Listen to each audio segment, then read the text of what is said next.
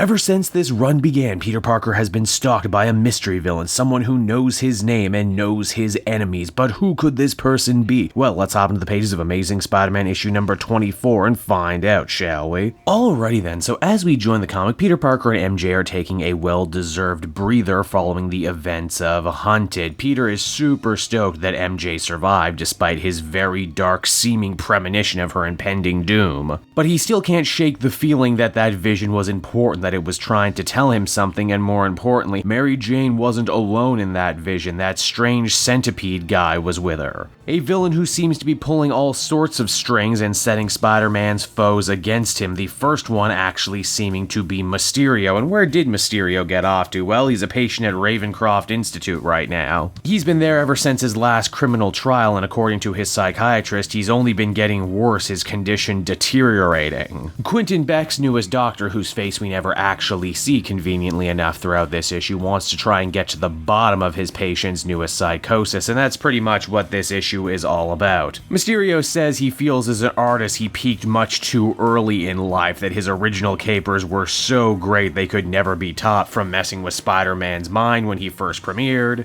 to making J. Jonah Jameson think the devil was after him, to faking his own death numerous times. Heck, when Spider-Man wasn't there to torment, Mysterio thinks he did some of his best work on Daredevil, bringing Matt Murdock to his own personal hell, before eventually taking his own life in what he says is an act of true originality, and the Kravenoff estate can totally sue him if they think otherwise. The psychiatrist rightly says, but Beck, if you killed yourself all the way back then, why are you here now, and why do you seemingly not want to talk about it? Beck claims up and down that he most certainly did die after taking his own life, and in doing so he ended up in hell, where he was only saved from the fires of damnation by another prisoner in hell, someone who climbed the ranks enough to become an actual demon, a person whose name Beck fears to speak. The psychiatrist doesn't believe this story, saying that, it fits the archetype way too much, and that the only way Mysterio is going to be able to break this psychosis is if he can say this person's name. In fact, the psychiatrist makes a pretty solid argument as to why Beck's mind might be playing tricks on him right now, that he didn't really go to hell, he only tricked himself into believing it, especially when we stop and consider how many of his illusions had a hellish bent to them. That maybe Mysterio never actually killed himself after his final showdown with Daredevil, he only faked his death like he had done a million times before, and now is telling himself this story to try and deal with the fact that he had fallen into such obscurity. And for a second there, Mysterio starts to think the Doctor is right, that maybe the mind is really the greatest illusionist of all, but he still just cannot bring himself to say the name of the person who saved him from hell. It's then, though, things start to get really trippy. The walls start crumbling and a bunch of creepy crawly centipedes start coming out of it. The Doctor can't see this and decides to take his leave for the day, leaving Mysterio all alone. It's right around here too Mysterio ends up coming face to face with his demonic benefactor once again, the one with the rotting face, the one clad in insects. The mysterious foe says that he's not mad at Mysterio, just a little disappointed, but that he thinks he can still serve a purpose before eventually killing him. That's pretty shocking, both because I didn't expect it to happen at this point in the story, and also because you would think they want to keep Mysterio around, what with him going to be in that new movie soon. But here's where things get really trippy. The monster face guy starts addressing us, the reader. Well, not really. He's talking to Peter Parker, who, as we discover, has actually been seeing all of this in a nightmare. The villain says that he takes no pleasure in killing this way, that he's not a monster despite what the bandages on his face might lead you to believe, and that for his plan to work, Peter can't know who he is just yet. Because once Spider-Man does know who he is, it will mark the beginning of the end, assumedly for both involved, but until then he does want Peter to know their name, and that name is Kindred. And it's on that disturbing note right there the comic comes to a close. So that was Amazing Spider-Man issue number 24, and I gotta say I ended up liking this issue a whole lot. I'm a big fan of psychiatry episodes, and there's certainly a lot of stuff to psychoanalyze when it comes with Mysterio. In fact, the story is so well paced and put together, I actively started thinking that maybe Mysterio made the whole thing up too, right until it wasn't. It's clear too that Nick Spencer has long-term plans for Kindred, and the fact that we're this far into the run and we're only now learning the mystery mystery villain's name tells me that there's probably a little bit left to go in actually discerning who's under the mask. I know I have plenty of theories now, and I'm sure everyone else does as well. I'm interested in a good solid mystery. This kind of reminds me of the original Hobgoblin mystery from back in the day, if we're going to talk about other Spider-Man unmaskings. As far as the name Kindred goes, it's fine if ultimately a little generic. Personally, I was enjoying calling him the Centipede. It had a nice little insect connection, you know, Spider-Man versus the Centipede. Overall, though, really enjoyed this one. I would give it a solid 8 out of 10. Cannot wait to see where this book goes, especially because they promise some more superior foe stuff in the next arc. Hey there everyone, it's your old pal Cape Joel again. I want to thank you so much for watching to the end of the video. I hope you enjoyed what you saw, and if you did,